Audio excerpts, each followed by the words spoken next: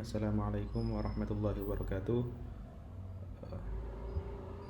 Alhamdulillahirabbil alamin. Allahumma shalli ala sayyidina Muhammad wa ala ali sayyidina Muhammad. Pada kesempatan kali ini, pada video kali ini saya akan mencoba menjelaskan tentang tata cara penggunaan aplikasi LMS Lokakarya untuk Bapak Ibu dosen Pangkampu untuk modul 1 perangkat pembelajaran dan modul 2 modul PTK. Nah, modul 1 dan modul 2 tersebut fitur-fitur yang ada di dalamnya hampir sama. Nanti akan saya jelaskan salah satu di sini, yaitu perangkat pembelajaran. Ini adalah tampilan ketika Bapak Ibu dosen login ke aplikasi. Bapak Ibu dosen akan mendapatkan list modul sesuai yang di-plotting oleh admin LPTK. Nah, berhubung di sini baru di-plotting 1, maka di sini muncul satu modul kelas C. Tanggal mulainya dan tanggal selesai ini contoh saja Bapak Ibu, kemudian jumlah mahasiswa yang di kelas tersebut. Bisa dilihat nomor teleponnya, namanya, dan asal provinsinya. Kemudian sebelum kita masuk ke modul, kita akan coba lihat dulu Bapak Ibu fitur-fitur yang ada di sini. Yang pertama yaitu ini dashboard. Di sini ada jam online Bapak Ibu tiap harinya. Kemudian di sebelah atas Bapak bisa, kalau mau logout bisa klik di sini. Di sini logout ya nanti.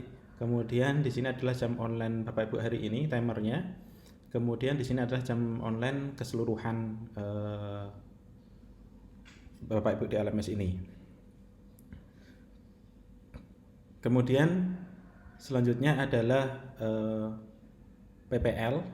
Nanti Bapak Ibu akan muncul modul di sini. Nanti untuk video PPL, tutorial PPL akan dibahas di video selanjutnya. Kemudian ada fitur chat Bapak Ibu. Nah, di sini akan muncul mahasiswa yang Bapak Ibu ampu saja.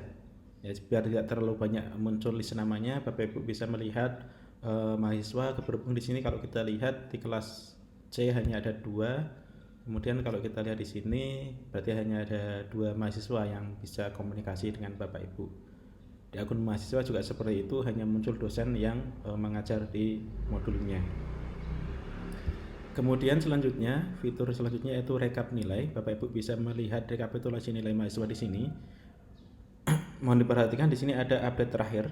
Artinya Bapak Ibu ketika memberikan nilai terbaru bisa mengupdate nilainya dengan cara klik update rekap nilai, maka akan ada informasi kapan terakhir update-nya. Jadi nilai-nilai yang masuk setelah update ini, maka harus diklik dulu update-nya agar masuk ke rekap nilai Bapak Ibu.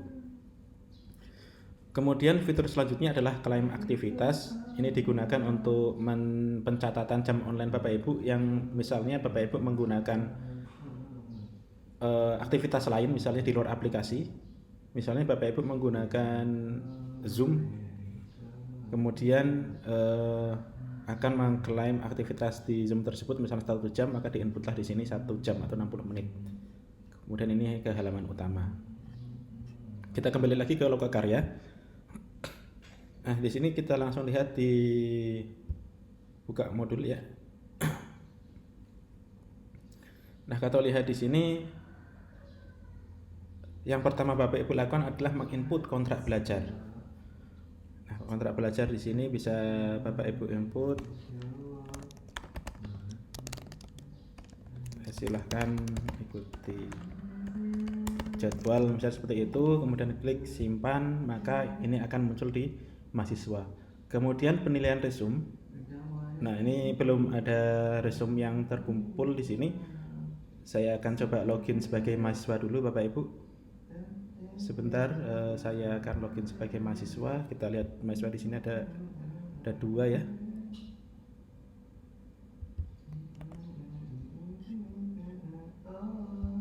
Oke, kita coba.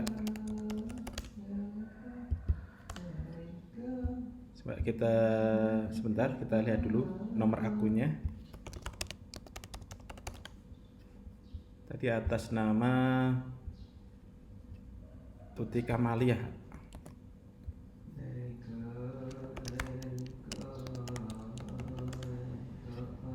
Daftar mahasiswa atas nama Tuti Kamaliah. Coba kita lihat dulu akunnya Bapak Ibu. Nah, di sini nomor akunnya. saya akan login sebagai mahasiswa dan mengirimkan resume di modul yang pertama ya, perangkat pembelajaran. Resume ini saya sebagai mahasiswa akan mengirimkan resume-nya KP1 misalnya, ini sampel saja.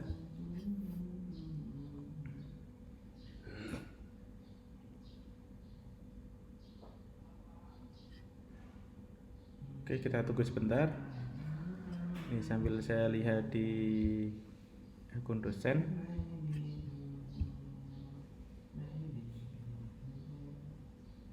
Oke, tadi internet ada gangguan sedikit.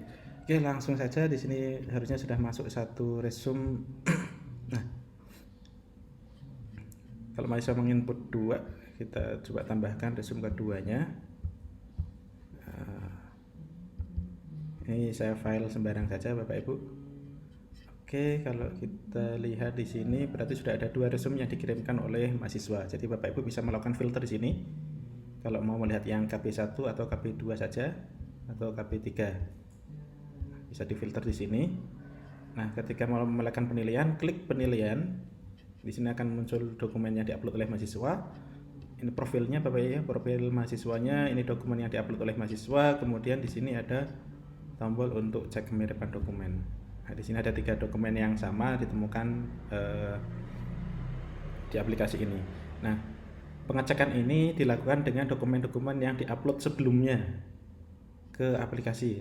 Jadi dokumen-dokumen yang diupload sebelumnya ke aplikasi ada 3 dokumen. Ini karena ini kan sampel, jadi ada yang 100% sama. Misalnya ini anggap saja tidak ada yang sama Bapak Ibu, sebagai contoh saja.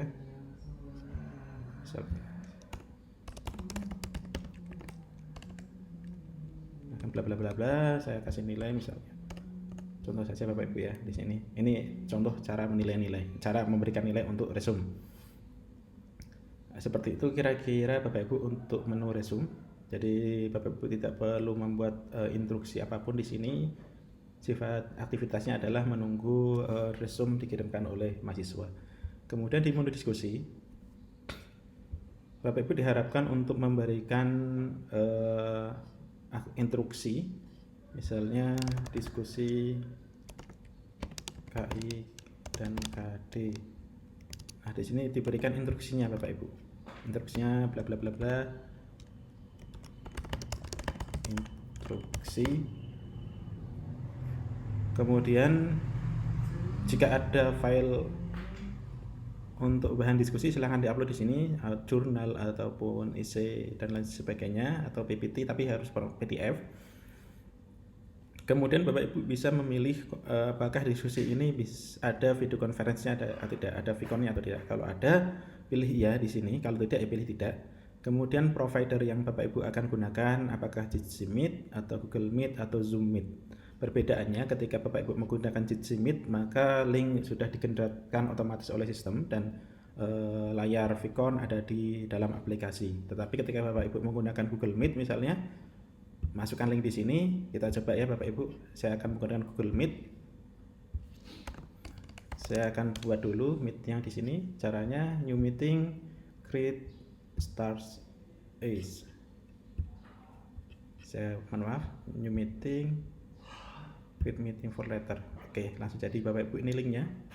Klik copy di sini, kemudian input linknya di sini Bapak Ibu. Nah, sudah selesai. Atur formatnya, misalnya jam 8.00, formatnya 24 jam sampai jam misalnya jam 10.00 WIB Bapak Ibu ya. Simpan. Nah, di sini akan muncul providernya Google Meet. Pelaksanaannya jam 8 sampai jam 10. Ini sudah bisa dimulai. Kalau klik mulai maka akan diarahkan ke Google Meet. Seperti ini. Oke, kemudian jika Bapak Ibu menggunakan Jitsi ya, saya ganti menggunakan Jitsi misalnya, simpan. Ini Jitsi, maka akan diarahkan ke halaman meeting tetapi sudah nempel di LMS ini, dalam aplikasi ini. Nah, seperti ini kira-kira Bapak Ibu, tinggal klik join. Nah, kira-kira seperti ini ketika Bapak Ibu menggunakan Jitsi Meet sudah ada di dalam aplikasi. Saya kembali lagi ke menu diskusi. Pilihan provider ini sesuai dengan kenyamanan Bapak Ibu dosen menggunakan apa. Yang perlu diperhatikan adalah Bapak Ibu ketika menggunakan Google Meet itu kan diarahkan ke halaman lain. Maka dari itu perlu nanti Bapak Ibu klaim aktivitas untuk klaim jam online Bapak Ibu pada aktivitas pembelajaran lokakarya. Nah, itu kemudian cara menilainya seperti apa ya? Cara menilainya berarti buka diskusi, kemudian di sini menunggu komentar mahasiswa. Saya sebagai mahasiswa akan melihat atau memberikan komentar. Di sini saya sebagai mahasiswa, misalnya tadi setelah diadakan meeting, kesimpulan saya terkait pertemuan diskusi barusan tadi adalah titik seperti itu Bapak Ibu. Di sini memberikan misal diarahkan untuk memberikan komentar kesimpulan, kirim. Nah, di sini masih nilai 0 karena belum dinilai Bapak Ibu ya. Ini nilainya masih 0. Nah, ketika Bapak Ibu buka diskusi, klik buka diskusi, maka di sini akan muncul tombol untuk memberikan nilai. Misalnya 80 dinilai. Di mahasiswa nanti akan muncul informasi nilai yang diberikan. Ini ada nilai, sudah dinilai nilainya 80. Seperti itu Bapak Ibu untuk menu diskusi. Selanjutnya adalah untuk fitur tugas. Nah, ini berbeda dengan seresum. Jadi untuk tugas ini Bapak Ibu dimohon memberikan instruksi sesuai dengan tema tugasnya. Jadi ketika kita login sebagai mahasiswa di sini, nah ketika mahasiswa terus membuka tugas, maka belum ada tugas di sini Bapak Ibu. Yang perlu diperhatikan adalah, yang perlu dilakukan oleh Bapak Ibu adalah Bapak Ibu dosen maksudnya membuat instruksi untuk tugas berdasarkan tema. Misalnya tugas 31, tema tugas mandiri 1 ini contoh saja. Setelah membuat KIKD bla bla bla bla. Kemudian kalau ada arahan dalam bentuk file atau contoh formatnya bisa di-upload di sini. Kalau tidak ada langsung saja simpan. Maka nanti akan muncul satu tugas di mahasiswa. Buat lagi 2, semuanya harus dibuat ya Bapak Ibu. Membuat video pembelajaran. Misalnya seperti itu. Simpan. Kemudian kalau sudah, berarti di mahasiswa nanti akan muncul 2 tugas Bapak Ibu di sini ya, muncul 2 tugas. Nah, sekarang agar bisa menilai berarti mahasiswa tersebut akan mengirimkan tugas dulu. Berarti tugas yang pertama tadi membuat KIKD, misalnya mahasiswa sudah membuat, simpan. Kemudian yang kedua, tugas kedua misalnya mahasiswa juga sudah mengerjakan. Karena ini video, maka mahasiswa memasukkan link videonya, simpan seperti ini Bapak Ibu. Kemudian kalau sudah berarti akan bisa dilihat oleh dosen. Cara melakukannya adalah di sini ada informasi 01, artinya ada 1 mahasiswa yang sudah mengirimkan tugas dan 0 belum dinilai. Klik 0 sudah dinilai maksud saya. Nanti muncul semua mahasiswa yang sudah menghafal tugas. Klik penilaian, kemudian di sini juga ada cek kemiripan Bapak Ibu. Ya, contoh saja ini Bapak Ibu, kemudian memberikan nilai di sini. Tes. Simpan. Jika tugas itu ada videonya, maka ketika diberikan nilai, ya. Nah, di sini ada videonya Bapak Ibu. Tadi saya upload video link YouTube sembarang. Kemudian berikan nilai, tes. Komentarnya di sini. Nah, seperti itu kira-kira untuk penilaian 3 komponen. Yang pertama adalah resume, diskusi dan tugas. Nah, remedial nanti Bapak Ibu buat ketika ada mahasiswa yang nilainya kurang dari 70 dan Bapak Ibu memberikan instruksi ke mahasiswa tersebut. Kemudian terakhir adalah materi tambahan jika dirasa diperlukan materi tambahan untuk mahasiswa-mahasiswa yang Bapak Ibu ampu. Kira-kira seperti itu untuk modul perangkat pembelajaran dan modul penelitian tindakan kelas. Fitur-fiturnya sama, langkah-langkahnya juga sama. Saya kira untuk video kali ini saya cukupkan. Mohon maaf apabila ada kekurangan dalam penyampaian. Saya akhiri. Assalamualaikum warahmatullahi wabarakatuh.